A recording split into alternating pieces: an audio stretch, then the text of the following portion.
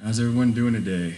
Today is the 28th of January, and I'm coming to you with another Bible study, as always. Just gonna give this message that God wants me to give it, and in doing so, please take this always to the Lord. Let Him speak to you, let Him confirm things, and let it just expand in your walk with God. With these messages, like I say, I may stop on one verse for a while. I may skip through quite a few. But I'm going to break it down as God gave it to me. So with no further ado, let's just go ahead and get started. We're going to be in the scripture we were in before. We're going to be back in Proverbs 1. I know I've done another prior study on that verse, but the Lord took me back there today with a totally different perspective. So we're going to be in the same chapter 1, really, mainly that, and just with a deeper or another layer, okay? So let's get started. So we're going to start in verse 1. And it says, the Proverbs of Solomon, the son of David, king of Israel. So in this, let me just read verse 2 and continue where he showed me. To know wisdom and instruction, to perceive the word of understanding. So what the Lord was showing me is that even in this verse, he was taking me in another direction, saying that as a king, these were the things he had to rule with. And God was showing me perspective of how kings rule today. You have politicians or presidents who try to rule with or without these things, which is wisdom, instruction. For a king and for how Solomon operated, he received instruction and wisdom, justice and judgment and equity. These were the how-to do things for him to rule. He understood that, okay, if I have to be a king, I have to have qualities or things that will guide me and manifest for me to do right. Of course, we know that all these wisdom and instruction and justice and judgment is from the Lord and the Lord himself. This comes from the fear of the Lord first, fearing the Lord first and then gaining knowledge is after that. But we're going to skip to verse 4. Verse 4 says, to give subtlety to the simple, to the young man, knowledge and discretion. So in this, God had me understand what discretion means, and it's reasoned judgment. So we're really going to be harping on knowledge and what is tied to it, and the people that involves and who chooses it and what doesn't choose it. So in this study, the background of this is really heavy on knowledge and what is tied with it, okay? So understand as we're going with this, reason judgment is so attached to what knowledge is. And we're going to go into deeper understanding of why there are things attached to knowledge. So in verse 5, it says, a wise man will hear and increase learning, and a man of understanding shall attain unto wise counsels, plural, okay? So what the Lord showed me is that a king is a good listener. A politician or a leader of many people is a good listener and will remain open to new knowledge by the removal of pride. With the removal of pride comes a new learning desire. With the removal of pride, you're always saying, okay, I am willing to learn more. And we all know that. That's common sense. But what also God showed me is that a king will establish themselves amongst people who can learn from to do the counsel, who can learn from doing the counsels. So what I mean by that is that a king will surround himself with people who he can learn from because of their counsel is trustworthy, okay? Their counsel is trustworthy. It's consistent. It doesn't change. These people the king will surround himself with, they can always gain more from. You understand? They can always gain more from these people. So what God was showing me, just like King Solomon is saying, surround yourself with wise counsel. What is this wise counsel? People who fear the Lord first as knowledge. This is very important. What God was showing me is that it's very important for you to surround yourself with people with this like mind. It's really important, especially in today, to surround yourself with people who fear the Lord right now. Because as God continues the separation process, as God continues to divide people into their full manifestations of their heart, you have to have, if God desires for you, people with this type of counsel, people who have this type of mindset. And once again, it goes back to going to the Lord to close doors to your life and open doors to your life. Remember, it says in the book of Revelations that he is the one who shuts a door and no one can open it. And he's the one who can open a door and no one can shut it. So what better person than God to put people in your life and take people away? Understand? Okay, we're going to go and skip to verse 7. Verse 7 says, "The fear of the Lord is the beginning of knowledge." There you go. We pretty much covered that, right? The fear of the Lord is the beginning of knowledge, but fools despise wisdom and instruction. Now we're about to get into the nitty gritty now. So in this verse, I'm going to sit on this for a sec. God was showing me this. Surround yourself with those that fear the Lord, right? That establishes true wisdom and knowledge from minds taking every thought captive. Establish true wisdom and knowledge from people or mindsets, people's mindsets that take every thought captive. Fools despise wisdom and instruction, but not knowledge. Once again, fools despise wisdom and instruction, but not knowledge. The reason is because knowledge in itself, there is freedom to do whatever. Knowledge in itself, just gaining information, is freedom to do whatever you want with it. But adding wisdom and instruction causes a certain application to be applied to it to make it useful. Okay, useful knowledge. By fearing the Lord first, knowledge is put into a certain path automatically. And we're going to break that down very much in the scripture. So this is a very good basis for where we're going off from. So we're going to go to verse 10. In verse 10 it says, "My son, if sinners entice thee, consent thou not." A very simple verse, right? But God showed me something much different in it. God showed me that,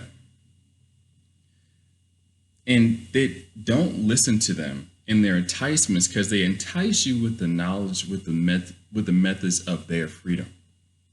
They entice you with the knowledge, with the methods of their freedom. With no real direction, just a big U-turn to themselves. Now you see why I title it the U-turn mindset. These type of sinners have knowledge. They don't want any instruction. They don't want the fear of the Lord. They don't want wisdom. And so what they do with it is their own freedom. We all entitled to that, right? So what they choose to do is saying, okay, I'm going to take this knowledge and point it right back to me. It's that U-turn mindset. They're making a U-turn to themselves, okay? On verse 11, sorry, I'm turning my notes here. It says, "If they say, 'Come with us, let us lay wait for blood. Let us lurk privily for the innocent without cause. Let us swallow them up alive as the grave, and whole, and those that go down into the pit.'" So here we see the evidence of this U-turn mindset. It's all for them, right? But what God also showed me is that these sinners, or these type of people, these people you shouldn't surround yourself with, a lot of them, as you've seen in your own life, they're full of knowledge, right? But what do they use it for? Okay, is what God was showing me. Knowledge with the lack of reasoning. They're laying traps through their intellect. They're laying traps. They're trying to increase themselves through snares, through their knowledge. They could be smart. You know, this is what I'm trying to say, is that there are smart people who are still fools. Okay, there are. And what God was showing me is that they're laying traps with their intellect for others, but for others, but progression of a different direction. Their only progression is to themselves, this U-turn mindset, right? In verse 12, God showed me that wisdom and instruction, wise counsel, justice are progressive manifestations. When using wisdom, instruction, and wise counsel, all of these are a progressive manifestation. You only progress using this correctly because, once again, it's from the fear of the Lord first. And anything from the Lord is growth. Anything he deconstructs, he reestablishes. He doesn't leave anything halfway. Okay? What God was showing me up to as well is that wisdom and instruction and wise counsel and justice, they're used to set up the next person, causing greater gain than robbery and entrapment. With knowledge in itself, entrapment, robbery, thieving, destruction can happen. But when you have knowledge attached to wisdom, counsel, discretion, justice, and furthermore, the fear of the Lord, knowledge itself is already put in the lane automatically to be used for something good. This is why fearing the Lord and having a counsel, a wise counsel as this, surrounding you is so good, because they always lead you in that path. They always put you in that direction. It's a place where you can always have, it's like being in a canoe or a kayak where you have to go forward instead of being in those air blow up like donut balloons that you sit in at a pool that just keep you in one spot circling. You see what you're saying? You're setting yourself in a different seat with these people who surround you and following that type of mindset. We're going to go to 13 and 14. So 13 and 14 says, "We shall find all precious substance. We shall fill our house with spoil. Cast in thy lot among us. Let us all have one purse." Now, we've all heard this before, and I've actually spoken on this in my last study on this same scripture. What the Lord showed me is something different. And what he revealed to me is that with a lack of wisdom and instruction, with knowledge, trust becomes an issue. Because even when it says in verse 14, "Cast in thy lot among us, let us all have one purse," if this is a U-turn mindset, no one's for the next person. Even though they're saying cast your lot into one purse, they're still focusing on themselves in that same lot where everybody else's money is. You see, it's a trust issue. This is why you can't trust those who don't use the knowledge they have wisely. We all have people in our lives where this applies to, where it's like you can't trust those who don't use the knowledge wisely. You just can't trust them because you can't see the direction they go in with their thinking.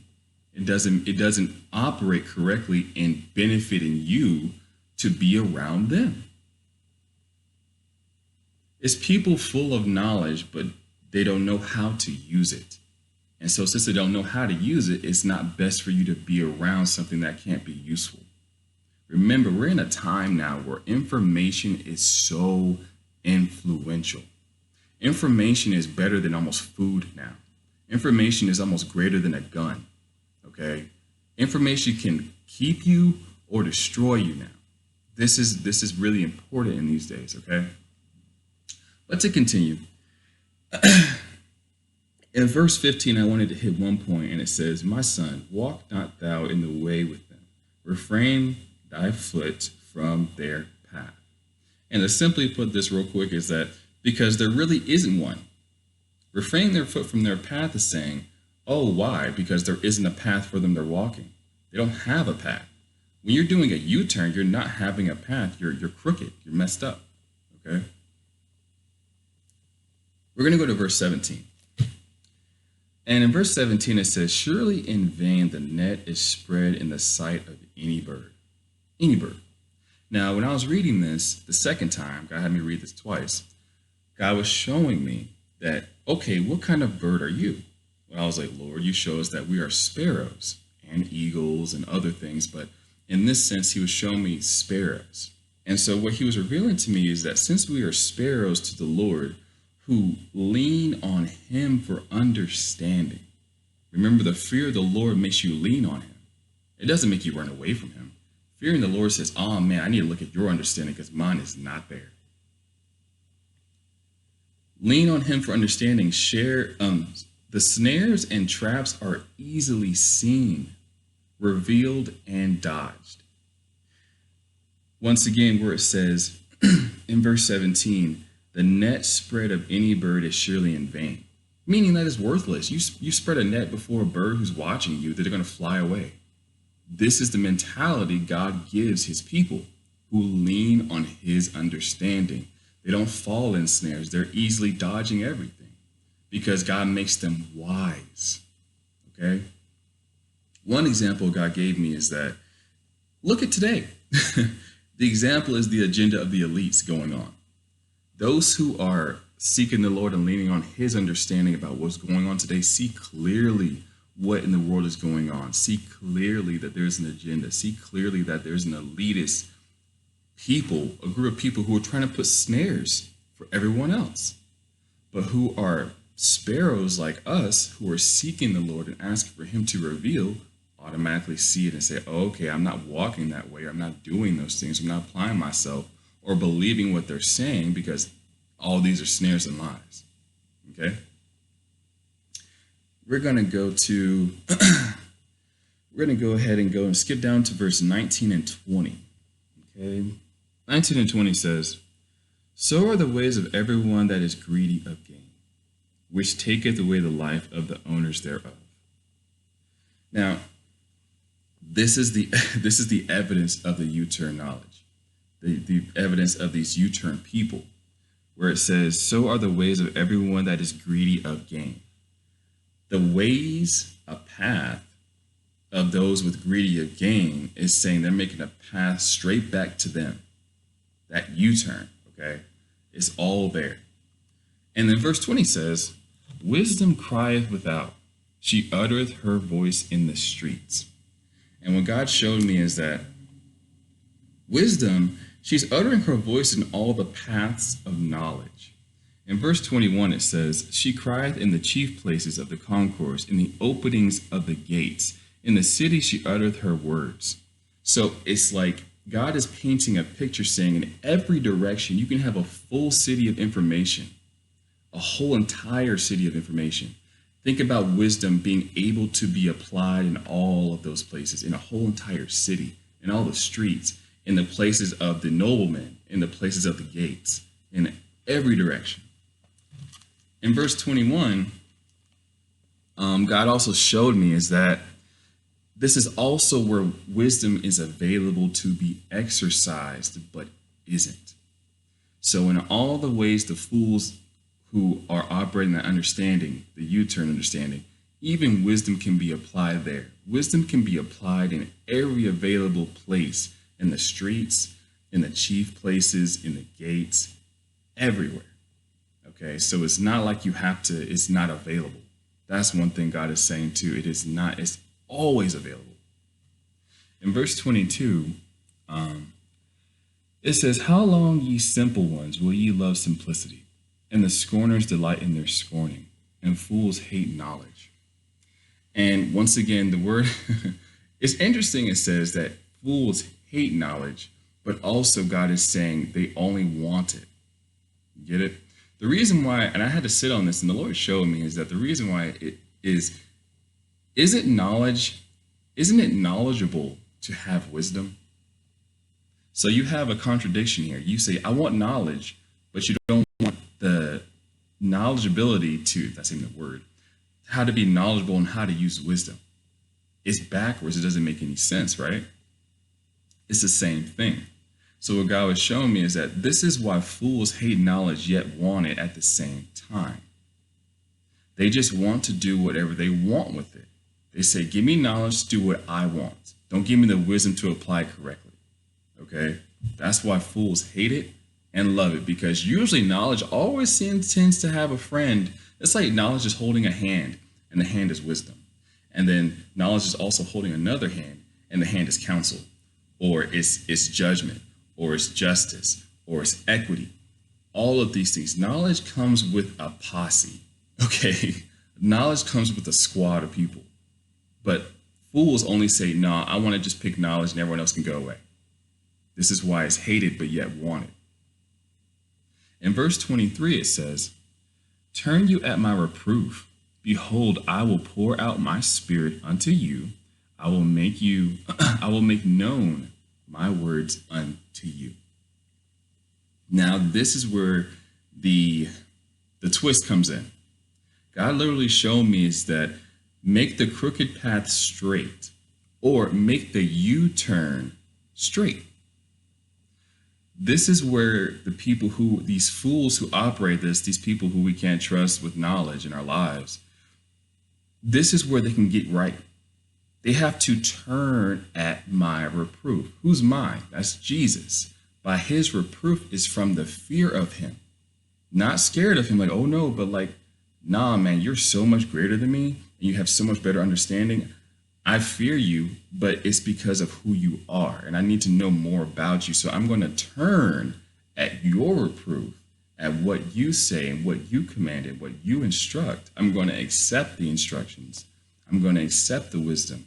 I'm going to accept the judgment and the equity that you provide and make my U-turn a forward, narrow, straight path as he always commands. Okay? Going forward in this, in verse 24 and 25, it says, because I have called and ye refused, I have stretched out my hand and no man regarded. Now, what God showed me is that it was like he showed me his hand being stretched out and no one grabbed it, of course. But what God showed me is that he stretched out his hand means that the guidance with the wisdom was not received. That no one decided to receive his hand, because once you take the hand of God, you're guided. You understand? Whenever you say, okay, I'm going to receive your hand, God, prepare to be guided somewhere. Prepare for direction. Prepare for instruction. Prepare for counsel. God is not an idle God. So when you take his hand or you want him to, hold your hand, prepare to go somewhere. That's how it is. He's a forward-moving God, and he wants to consume your past. In verse 25, it says, but ye have set at naught all my counsel, and would none of my reproof. This is why they are there. This is why these type of people are still in that type of way. It means that the guidance with the knowledge was not received. And no one will come along with the knowledge and all that it had to offer. See, knowledge has to offer wisdom. Knowledge has to offer counsel. Remember, it's a squad of people, not people, but personification. So, and that's how it operates. It's just a squad of them. That's what he has to offer. But it's not received. And going into verse 27, it says, when your fear cometh as desolation, and your destruction cometh as a whirlwind, when distress and anguish cometh upon you. What God showed me is that at this point, when these fools are not even hearkening onto these things, this is when you have to reap what you sowed in the lack of counsel you have in the knowledge you didn't receive. This is the part where it's like, okay, your desolation is going to come as a whirlwind. What God has showed me with the whirlwind is that he's trying to turn people around. He's trying to make that U-turn go straight. That's why whirlwinds come. It's for you to not focus on you anymore. But people who don't go to this discretion, they don't see it or receive it. And it's like, why am I in the whirlwind? Why is all this coming this way? God's wanting you to turn around. Remember, he makes the crooked path straight. And he'll send a whirlwind because he loves you. Okay? He'll do it. In verse 33,